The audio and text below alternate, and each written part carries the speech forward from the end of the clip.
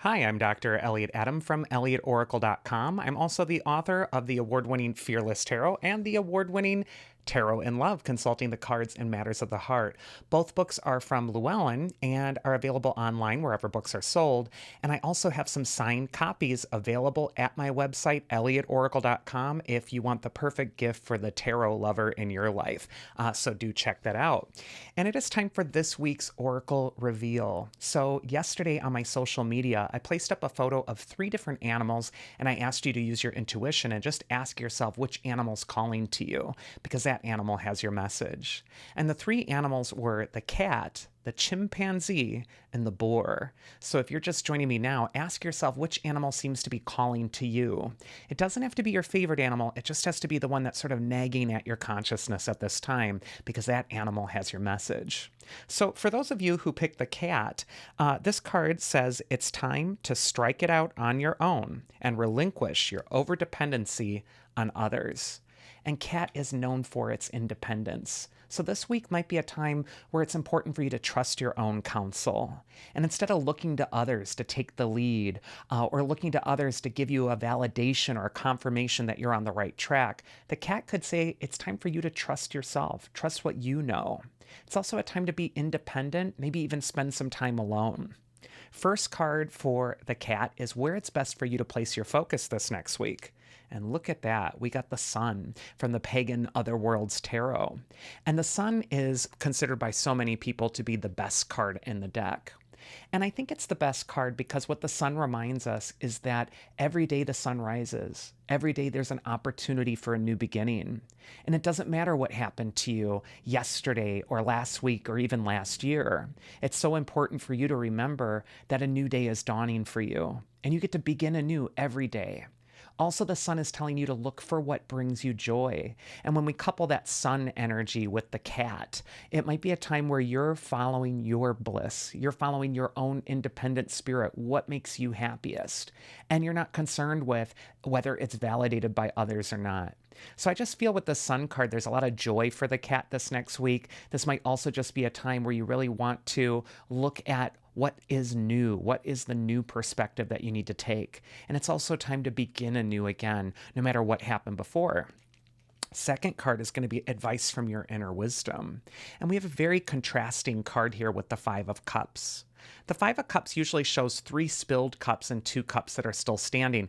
In this case, the cups are upside down on the card. There's 3 of them upside down and 2 are upright. And what this indicates is that, yeah, you might have experienced some losses. There might be some sadness. There might be something that you're grieving. But the Five of Cups reminds you that all is not lost.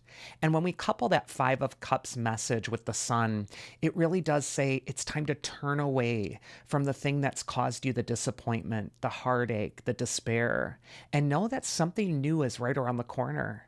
And it's just so important for you not to get in the trance of thinking about the loss, where you're just kind of like absorbed in it. And then pretty soon hours of the day have gone by and you've just wasted those hours and nothing's better as a result of it. You're just kind of like in this rumination period. You know, there's a delicate balance with the Five of Cups because we absolutely should feel when we're sad. We should feel when things are disappointing. But the importance with this card is not to get stuck there. And especially with that sun card, it could be reminding you of where your best opportunities still are ahead for you. So I feel with the cat, it might even be on a social level or with other people. You might have been disappointed by others. And yeah, that sucks and that doesn't feel good. But the sun is telling you that there's still great opportunities for you to shine and to begin anew. And then the mythic archetype that's going to help you from the Oracle of the Celestial Deities by Latao Wang. I'll put a link in the description box so you can get this beautiful deck. It's a wonderful astrology deck.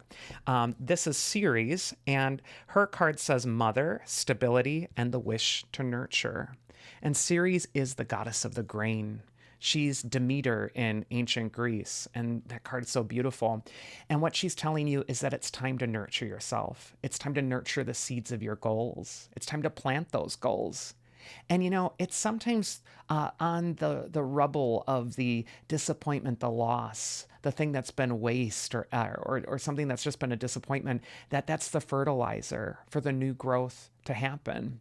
And series can really tell you how to transform those disappointments, those things that are challenges, into things that strengthen you and grow into something much better and much stronger later. Series could also just say that it's time for you to nurture yourself, nurture the seeds of your own goals, and ask yourself what part of yourself needs nurturing at this time. Series will really help you give that part of yourself that tender, loving care. Next, we're going to go into the chimpanzee animal spirit. And this card says use both your intuition and your intellect to solve the problem or get answers to your question. And chimpanzee, not only is it known for its intelligence in the animal kingdom, but it's so similar to human beings. And it does feel emotions. And the chimpanzee does have a problem solving, even tool building ability to get around a challenge. And so I feel with this card, with this animal archetype, it's so important for you to know that you're smarter than the challenge in front of you, but that you do want to couple that with your inner feelings, your instincts, your intuition. The chimpanzee rides that line between, humanity almost, and then the animal kingdom. There's these two worlds that it sort of straddles. And I feel like you're needing to tap into that ancient, natural quality of being human, that instinctive part of us, but also couple that with your intellect and your reason. First card for chimpanzee is where it's best to place your focus this next week, and we have the Two of Swords. And for me, the Two of Swords is the card of limbo, being in between.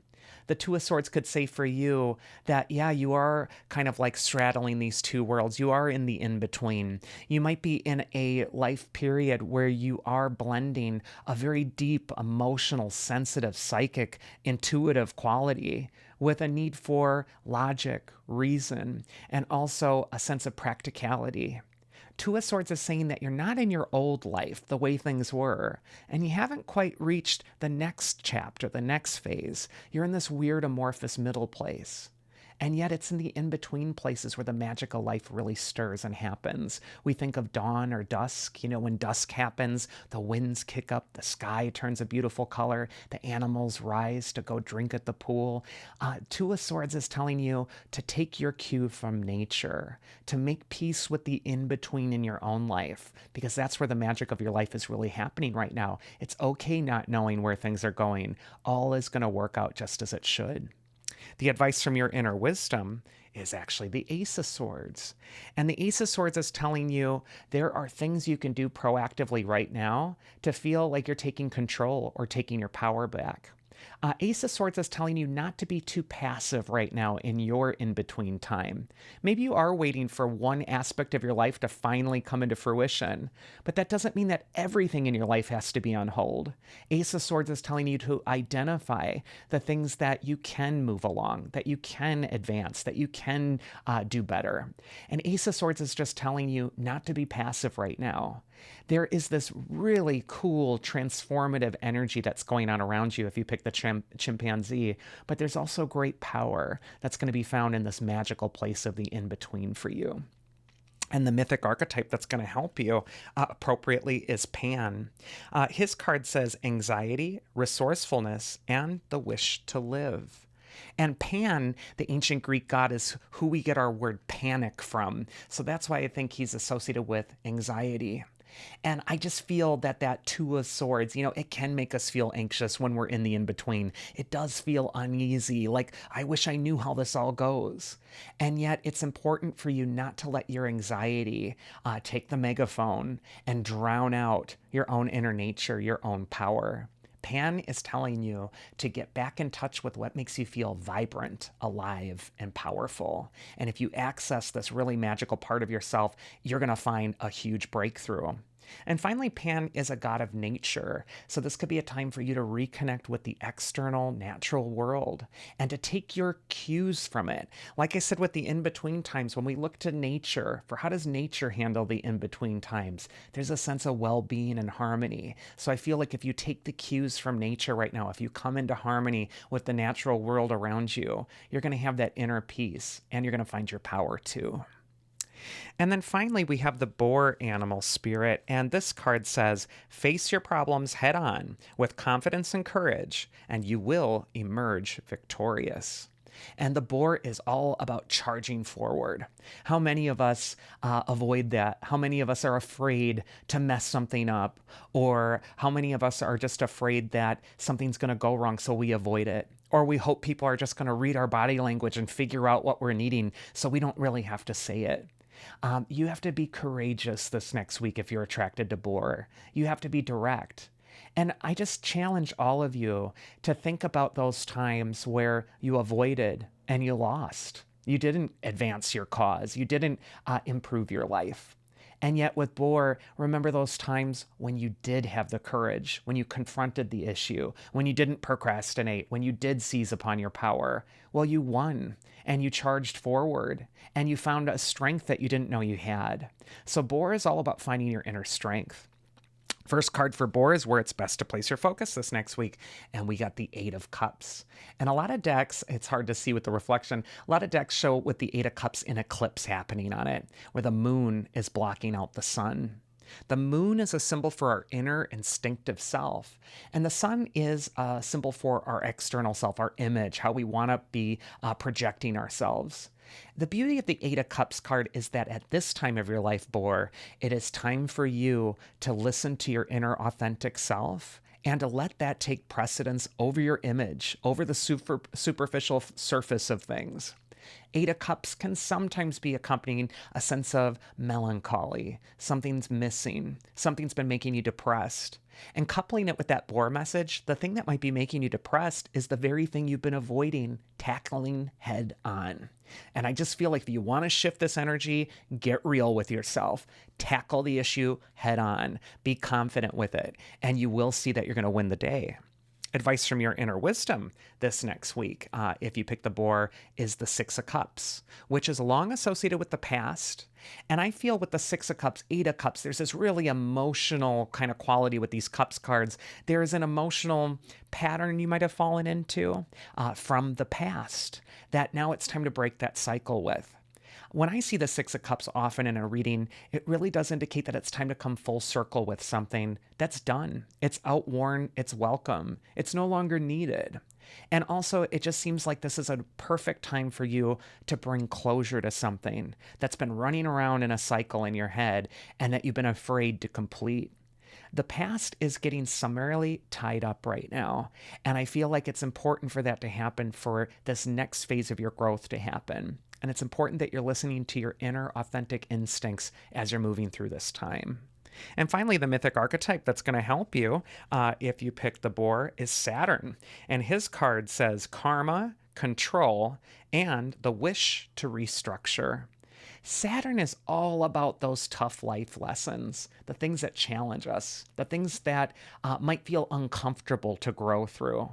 But Saturn makes us stronger, and he also rewards us for the discomfort that we go through. And so if your main objective in life right now is just to put your head in the sand and to stay as anxiety-free and clear of conflict as possible, good luck to you. You're not growing. You're just going to stagnate there. Saturn is saying it's time to do the thing that you're afraid to do. It's time to restructure your life, bring closure to the past, and to really get the ball rolling with that thing you've been avoiding. And that is this week's Oracle. I do hope you enjoyed it. If you enjoy my readings, you'll absolutely love to schedule a one-on-one session with me at elliotoracle.com. I'd love to talk to you about your specific questions and your particular concerns. So do check that out if you're interested. Also, my books are available, signed copies, at elliotoracle.com. So do check those out as well. And I just want to thank all of you for the generous support, especially on my YouTube channel. I've seen so much growth this last year, and it's been absolutely amazing. All of your comments have been super helpful.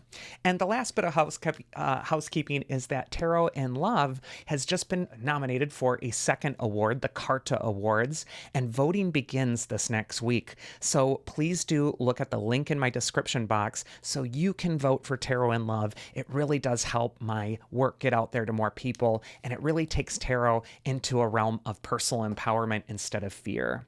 I hope you all have a wonderful week, whatever it is that you're doing, and do take care because I'll see you again here next time.